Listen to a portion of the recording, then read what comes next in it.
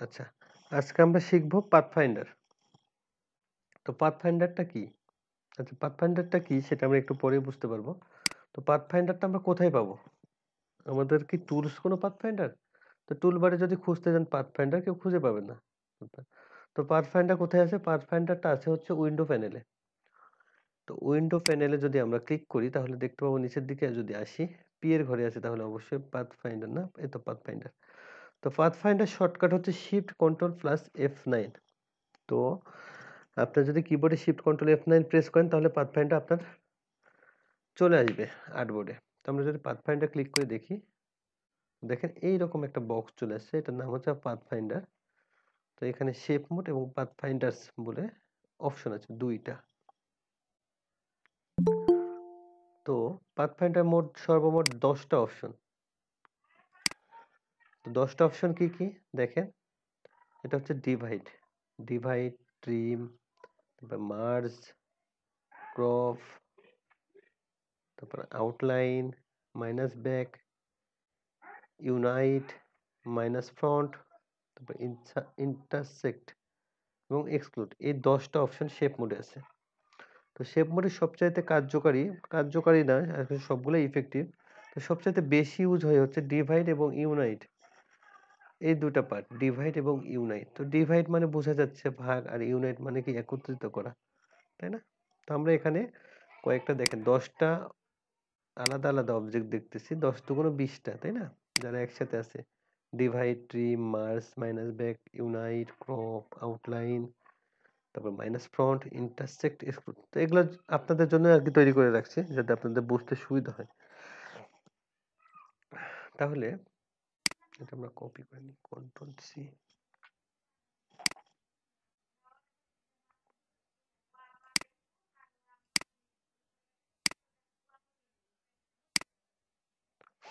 আচ্ছা, তাহলে আমরা যদি এখন শিখতে যাই, প্রথমে ডিভাইডটা শিখবো, ঠিক আছে? ডিভাইড আমরা জুম করে নিয়ে আমাদের কাছে আনি, ডিভাইড, এটা হচ্ছে ডিভাইড। তো ডিভাইডের কাজটা কি? ডিভাইডের কাজটা হচ্ছে ভাগ করে দেয়া। তো ভাগ করব, ঠিক আছে, তো ভাগটা কি,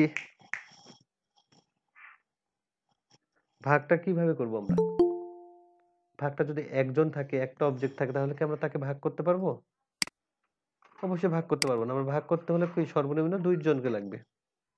কোনো জিনিসও যদি আমরা ভাগ করে দিতে চাই সর্বনিম্ন দরকার কয়টা লোক? 2টা লোক দরকার। তো অবশ্যই আমাদের এখানে মাথায় রাখা লাগবে, আমরা যখন পাথফাইন্ডার কাজটা করব, তো অবশ্যই যাতে 2টা অবজেক্ট, 2 বা ততোধিক অবজেক্ট হবে, ঠিক আছে? অবজেক্টের সংখ্যা হবে 2 বা ততোধিক। আর অবজেক্ট গুলাকে অবশ্যই সংস্পর্শে থাকা লাগবে। মানে একটা থেকে যদি আরেকটা দূরত্ব থাকে, এইভাবে থাকে, তো এটা কাজ করবে না পাথফাইন্ডারটা। এই দুটার মধ্যে ভাগ হয় না। তো আমাদেরকে অবশ্যই অবজেক্ট 2টা বা 2 এর মধ্যে 3টা, 4টা, 5টা, 1000টাও যদি থাকে, তো সবগুলো সংস্পর্শে থাকা লাগবে। তো ঠিক আছে, আমরা সংস্পর্শে আছে এই 2টা অবজেক্ট, তাহলে আমরা 2টা সিলেক্ট করলাম। সিলেক্ট করে পাথফাইন্ডারের ডিভাইডে ক্লিক করলাম। তো ডিভাইডে যদি ক্লিক করি, এখন অবজেক্টটা মুভ করে দেখতেছি সেম অবস্থা, আগে যা ছিল তাই। তাহলে এখন এটা কিভাবে বুঝবো যে ডিভাইড হয়েছে? তো ডিভাইডটা বুঝতে হলে আসলে আমরা যখন এই পাথফাইন্ডার এই অপশনে ক্লিক করব, সাথে সাথে কিন্তু এটা ডিভাইড হয়ে গেছে। তো আমাদেরকে রাইট বাটনে ক্লিক করে জাস্ট এখান থেকে আনগ্রুপ করে দেওয়া লাগবে। তো যখন ডিভাইড হয় তখন ডিভাইড হয়, ঠিক আছে, কিন্তু একটা গ্রুপে বিভক্ত, মানে গ্রুপে হয়ে যায়। তো আমরা যদি রাইট বাটনে ক্লিক করে গ্রুপটাতে আনগ্রুপে ক্লিক করি, তাহলে তারা কিন্তু গ্রুপে নাই। আমরা যদি এখন একটা করে মুভ সরাই তাহলে দেখেন আমাদের এখানে 3টা অবজেক্ট হয়ে গেছে। বা আমরা যদি কালার চেঞ্জ করি এখান থেকে, তো এটা সিলেক্ট করে মিডল পার্টটা সিলেক্ট করে যদি এখানে কালারটা দিয়ে দিই তাহলে দেখতে পাবো যে হচ্ছে এটা অ্যাকচুয়ালি ডিভাইড হয়ে গেছে। কি বুঝতে পারছি কি? না ভাইয়া। জি ভাইয়া। আচ্ছা, জি ভাইয়া। আমি আরো ক্লিয়ার করে দিই, হ্যাঁ? তো ধরে নেন এখানে 2টা পার্ট আছে,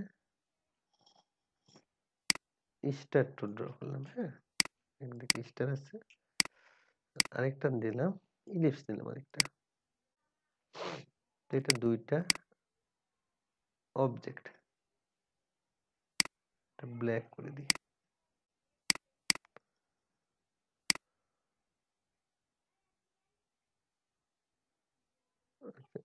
এইরকম করলাম দুইটা অবজেক্ট, ঠিক আছে।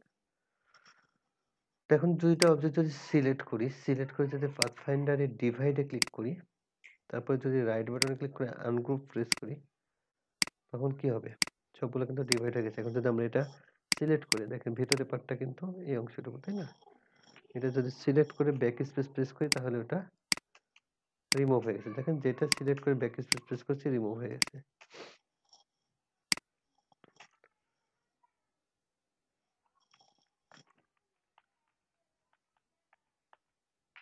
আচ্ছা, তারপর যদি এটা ছোট করে দিই তাহলে বুঝতে সুবিধা হবে। সাপোজ এইরকম অবস্থান আছে। আমি যদি দুইটা সিলেক্ট করি, দুইটা অবজেক্টই আছে কিন্তু দুইটা সিলেক্ট করে পাথফাইন্ডারে ডিভাইডে প্রেস করি, আনগ্রুপ করে দিই, তারপর যদি এটা রিমুভ করে দিই, সরি ভেতরের পার্টটা যদি রিমুভ করে দিই, তাহলে দেখেন একটা অবজেক্ট হয়েছে এবং ভিতরে কোনো পার্ট নেই। আমরা যদি কালার চেঞ্জ করি এখানে, তাহলে দেখতে পাবো শুধুমাত্র একটা অবজেক্ট। তো এভাবে পাথফাইন্ডারের সাহায্যে ডিভাইড করে আর কি আমরা মজার মজার কিছু শেপ তৈরি করতে পারবো। বুঝতে পারছি? পাথফাইন্ডারটা ক্লিয়ার? পাথফাইন্ডারের ডিভাইডটা ক্লিয়ার? জি ভাইয়া, জি ভাই clear. Clear. Okay, thank you. আমরা এটা কালার চেঞ্জ করে দিলাম জাস্ট। আচ্ছা, তারপরে একটা আসলো আমাদের ট্রিম। আচ্ছা, ট্রিমটা আমরা পরে বসবো, তারপরে বুঝবো আমরা হচ্ছে ইউনাইট। তো ইউনাইটটা একটা কি? আমরা যদি দুইটা সিলেক্ট করি, ইউনাইটে সিলেক্ট করার পরে যদি এখানে ইউনাইট অপশনটাতে ক্লিক করি, দেখেন শেপ মোডের নিচে এটা হচ্ছে ইউনাইট। ইউনাইটের মানেটা কি? তার মানে হচ্ছে একত্রিত করবে। আমরা ইউনাইটে ক্লিক করলাম, দেখেন দুইটা অবজেক্টকে একত্রিত করে দিল। একত্রিত হয়েছে না? দুইটা একটা অবজেক্ট হয়ে গেছে এবং এটা তো আপনারা আনগ্রুপ করতে পারবেন না কোনোভাবেও। যদি এখানে যেটাই করেন না কেন, এটা যখনই ইউনাইট হয়ে যাবে এটা আনগ্রুপ করতে পারবেন না। এটা একটা অবজেক্ট হয়ে যাবে। বোঝা গেছে? আমরা যদি এখানে আরো ক্লিয়ার হইতে চাই তাহলে দেখেন, এটা একটু রিমুভ করে দিয়ে আমরা এখানে স্টার লাগালাম, হ্যাঁ? আচ্ছা, স্টার ড্র করি, একটা স্টার ড্র করলাম। আচ্ছা, আমরা এখানে এডিট প্রেস করে আরেকটা কপি নিলাম, তারপর এডিট পেস্ট করে পেস্ট ইন ফ্রন্ট করলাম, মানে দুইটা হয়ে গেছে। এখন যদি এটা ড্র্যাগ করে ঘুরে দিই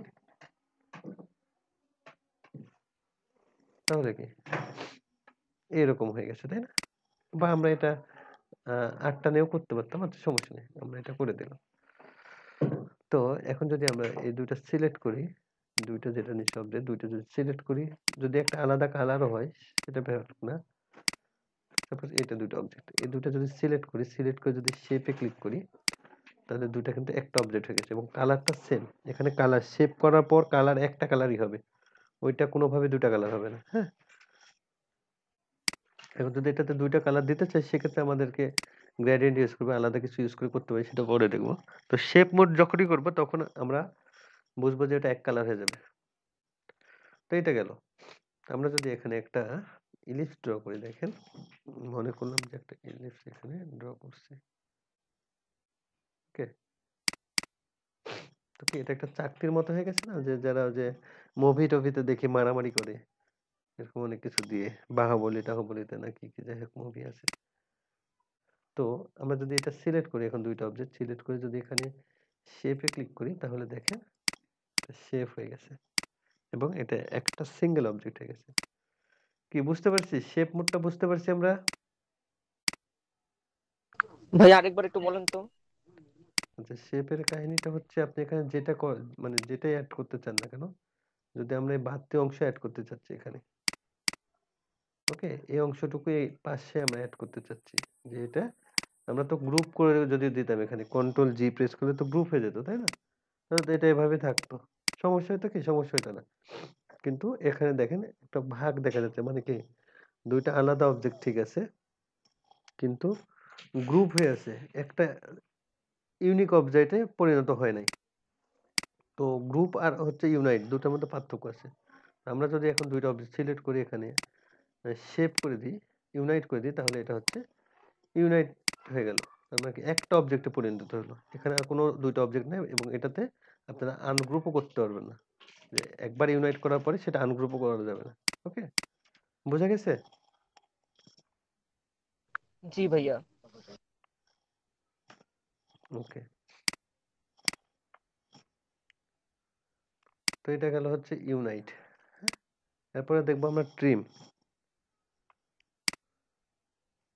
তো দেখেন, তো এটা হচ্ছে ট্রিম। হ্যাঁ, তো ট্রিমে দুটো অবজেক্ট সিলেক্ট করে ট্রিমে যদি ক্লিক করি তাহলে ঘটনাটা কি ঘটে? তো কোনো কিছু ঘটেনি। তো ঘটাতে হলে কি করা লাগবে? রাইট বাটনে ক্লিক করে আনগ্রুপ করে দেওয়া লাগবে। আনগ্রুপ করার পরে যে ঘটনা ঘটবে। দেখেন, এটা কি হলো? ট্রিমে ক্লিক করার পরে এখানে দুইটা অবজেক্ট ছিল এবং দুইটা একটা অংশ ছিল যেটা হচ্ছে দুইটার অংশ এক জায়গাতে মিলিত ছিল। কিন্তু ওই অংশটুকু, সাপোজ মনে করেন যে দুই বন্ধু জমি কিনছে। তার কিছু টাকা দিছে, তার কিছু টাকা দিছে। তখন এক বন্ধু আরকি গোটা জমিটা নিয়ে নিছে, নিজের দখল করে নিছে। আর একটা বন্ধু কিছু ওই জমির কিছু অংশে পায় নাই। যেমন এই যে ফাঁকা অংশ এটা। এই বন্ধুটা নিয়ে নিছে। বোঝা গেছে? এটা হচ্ছে ট্রিম। মার্জ আর ট্রিম সেম। যদি মার্জে ক্লিক করি তাহলে দেখেন ঘটনাটা কি ঘটলো। এখানে কি হয়েছে?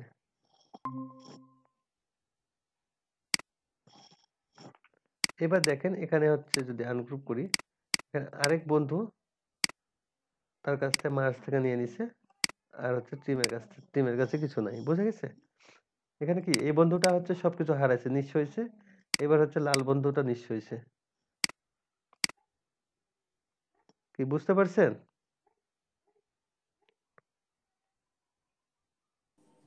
হ্যাঁ ভাইয়া, বুঝা গেছে। ওকে, তো তারপরে যদি আসি, তারপরে বুঝতে আসলে পারিনি, আরেকবার। বুঝতে পারেন নাই? সহজ হিসাব। এটা দুটো অবজেক্ট আছে, তাই না? মার্জের কাজটা কি? আমরা যদি মার্জে ক্লিক করি এখানে, মার্জে, তাহলে কি একটা অংশ হচ্ছে আনগ্রুপ করে দিলে একটা অংশ হচ্ছে কেটে যাচ্ছে আর একটা অংশ সম্পূর্ণটাই থাকতেছে। এটা হচ্ছে মার্জ। টিমের ক্ষেত্রেও সেম। এটা যদি আপনারা এখানে ক্লিক করেন, মানে যখন কাজ করবেন আরকি, প্র্যাকটিস করতে গেলে, এটা যখন প্র্যাকটিস করবেন তখন বুঝে যাবেন ক্লিয়ারলি। তারপরে আসি আমরা ক্রপ। ক্রপের আগে আমরা যাবো আউটলাইন। তো আউটলাইন দুটো সিলেক্ট করলাম। দেখেন আউটলাইনে সিলেক্ট করার পরে এটা হচ্ছে আউটলাইন। সরি, এটা আউটলাইন। তো আউটলাইনে যদি ক্লিক করি তাহলে কি দেখতে পাচ্ছি? সাইডের অংশগুলো আছে, শুধুমাত্র বাহিরের পার্টগুলো আছে। এটা হচ্ছে আউটলাইন।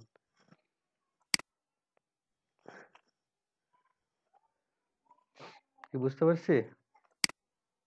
না বুঝতে পারতেছেন না কিছুই? এটা জি, বুঝতে কালারের পারছি। নফিল দিয়ে করতে বুঝি নাই? এই আউটলাইনটা কালার মানে অফ করে দিয়ে জাস্ট আউটলাইনটা রেখেও করতে পারি। আবার বলেন। মানে জাস্ট কালার গুলোকে আপনার নো ফিল রেখে দেন আউটলাইন গুলোকে রাখা যায় না? ওইভাবে তো করা যায়। মানে স্ট্রোকের কথা বলতেছেন? জি জি জি, স্টকের কথা। না, এটা আউটলাইন আর স্ট্রোক দুটো আলাদা সম্পূর্ণ। আউটলাইনটা কি করছি দেখেন, এখানে আচ্ছা আউটলাইনে যখন, সরি এটা একটু ক্রপে ক্লিক করছি, আউটলাইনে ক্লিক করতেছি, শুধু বাইরে সাইডের পার্টগুলো যেগুলো আছে সেগুলো পার্টটা ভিজিবল হচ্ছে। যেমন আপনারা যদি বলেন যে এখানে আরেকটা জিনিস করে দেখার আউটলাইন, ঠিক আছে? এটা হচ্ছে একটা অবজেক্ট।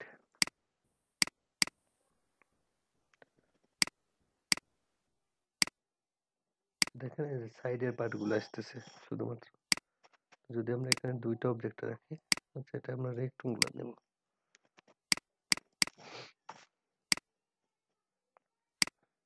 দেখেন শুধুমাত্র বাইরের পার্টটা আছে। হ্যাঁ, যদি আমরা এখানে দুইটা রেক্টেঙ্গুলার নিই বা এখানে সাপোজ তিনটা নিলাম, এই সাইডে নিলাম,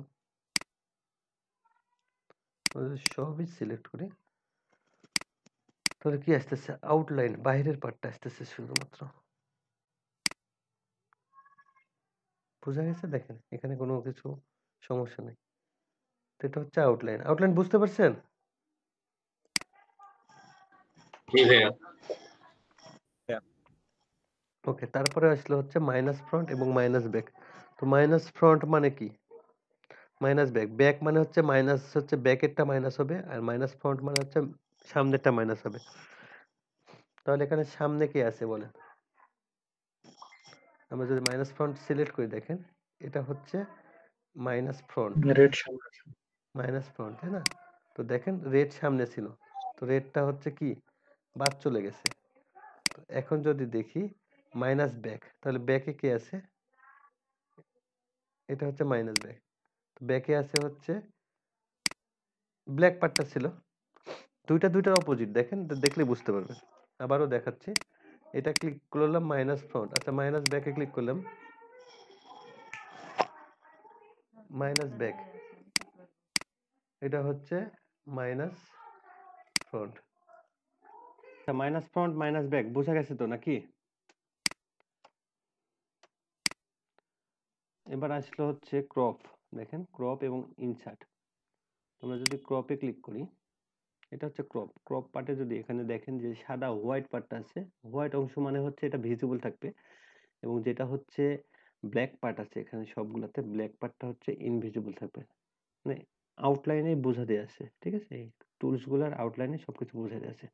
তো আমরা ক্রপে ক্লিক করি, ক্রপে ক্লিক করে দেখেন যে পার্টটা শুধুমাত্র একটা থাকলো এবং উপরের পার্টটা দেখা যাচ্ছে। হ্যাঁ, তার মানে কি আমরা যদি এটা আনগ্রুপ করি তাহলে ক্রপে আমরা এটাতেও কালার দিতে পারবো যদি ইচ্ছা করি, বা এটা রিমুভ করেও দিতে পারবো, বা এখানে কালারও দিতে পারবো। এটা হচ্ছে ক্রপ, তারপর এটা কালার দিলাম, এটা হচ্ছে ক্রপ। আর ইন্টারসেক্ট, ইন্টারসেক্টে দেখেন কি হবে, শুধুমাত্র যেটা মিলিত অংশ সেই অংশটুকু থাকবে আর বাইরের সবগুলা বাতিল হবে। দেখেন আমরা যদি ইন্টারসেক্টে ক্লিক করি তাহলে হচ্ছে শুধুমাত্র ভেতরের পার্টটা আছে এবং বাইরের পার্টগুলা হারাই গেছে। আর যদি এক্সক্লুডটা দেখি শুধুমাত্র ভেতরের পার্টটাই বাদ যাবে, বাদ বাকি বাইরের পার্টটা থাকবে। এটা যদি এটা আনগ্রুপ করি তাহলে কালার পরিবর্তন করতে পারবো। কি বুঝতে পারছি আমরা কাজগুলা, পাথফাইন্ডারের কাজগুলো বুঝতে পারছেন? জি ভাই। জি ভাইয়া। জি ভাইয়া। ইন্টারসেক্ট ভাইয়া ক্রপ আর এক্সক্লুডেডটা আবার একটু দেখাবেন? আচ্ছা ঠিক আছে।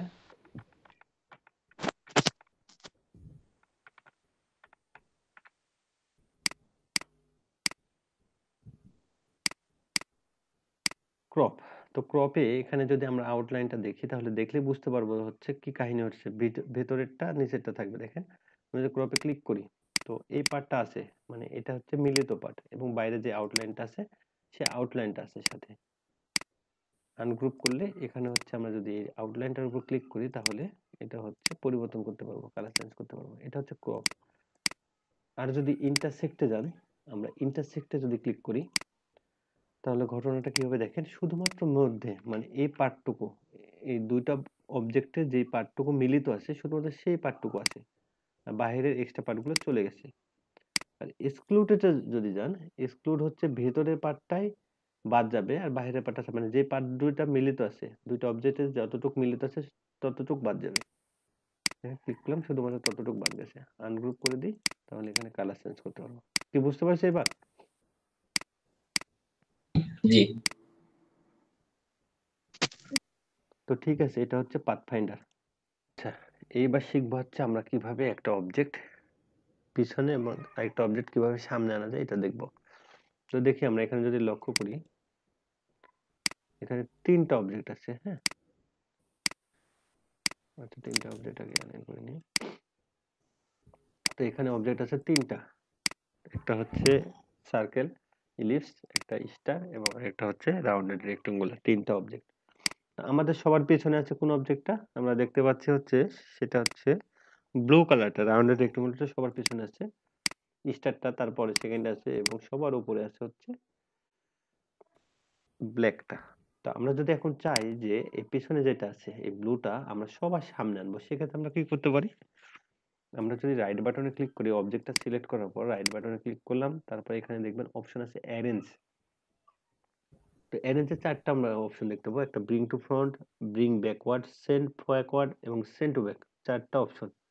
তো চারটা অপশনের কাজ বোঝাচ্ছি আমি আপনাদেরকে।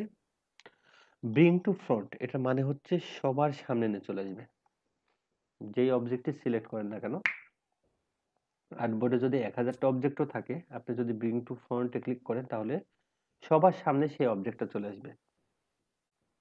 তারপর সবার শেষে আছে সেন্ড টু ব্যাক। তো সেন্ড টু ব্যাক এর অর্থ হলো যে আপনারা যে অবজেক্টটা সিলেক্ট করেন সে যতই সামনে থাক না কেন, আপনি যদি ওকে সেন্ড টু ব্যাকে ক্লিক করেন সেই অবজেক্টটা সিলেক্ট করে তাহলে ও সবার শেষে চলে যাবে। তারপরে আসলো সেন্ড ব্যাকওয়ার্ড। তো সেন্ড ব্যাকওয়ার্ড এর অর্থ হলো সেন্ড ব্যাকওয়ার্ড এবং সেন্ড ব্রিং ফরওয়ার্ড এই দুটার অর্থ হলো এক স্টেপ সামনে এবং এক স্টেপ পেছনে। তো সেন্ড ব্যাকওয়ার্ড মানে এক স্টেপ পেছনে। যদি কোনো অবজেক্টে ক্লিক করেন যদি সেন্ড ব্যাকওয়ার্ড বলেন তাহলে সে এক ধাপ পিছিয়ে যাবে। আর যদি কোনো অবজেক্টে ব্রিং ফরওয়ার্ডে করেন সে এক ধাপ সামনে আসবে। তো আমরা send to bring to front আমাদের এটা সবার পিছনে আছে। এই ব্লু কালারটা যদি ব্রিং টু ফ্রন্টে আনি তাহলে দেখেন এটা সবার সামনে চলে আসলো। তো আপনি মনে করলেন যে এটা সবার সামনে না, এটা আমি স্টারের সামনে থাকবে এবং যেটা সার্কেল আছে তার পিছনে যাবে। সেক্ষেত্রে কি করা লাগবে? আপনি এটা সিলেক্ট করেন, সিলেক্ট করে রাইট বাটন ক্লিক করে অ্যারেঞ্জ সেন্ড ব্যাকওয়ার্ডে দেন। তাহলে দেখেন এক স্টেপ পিছনে গেছে। তারপরে যদি মনে করেন যে না আমি স্টারটা এক স্টেপ সামনে আনবো, শুধুমাত্র এটা এই বোর্ডটার সামনে আসবে, রেক্টেঙ্গুলারটার সামনে আসবে, সেক্ষেত্রে আপনারা স্টারটা সিলেক্ট করেন, সিলেক্ট করে রাইট বাটনে ক্লিক অ্যারেঞ্জ ব্রিং ফরওয়ার্ড, তাহলে এটা এক স্টেপ সামনে আসবে। কি বুঝতে পারছি ব্যাপারটা আমরা? জি ভাইয়া। ক্লিয়ার? জি ভাইয়া। ওকে, থ্যাংক ইউ। জি ভাইয়া। তাহলে এটা হচ্ছে আমরা আজকে তাহলে কি শিখলাম? এটা শিখলাম হচ্ছে পাথফাইন্ডার এবং তারপরে শিখলাম হচ্ছে অ্যারেঞ্জ, কিভাবে একটা অবজেক্ট সামনে এবং পিছনে আনবো।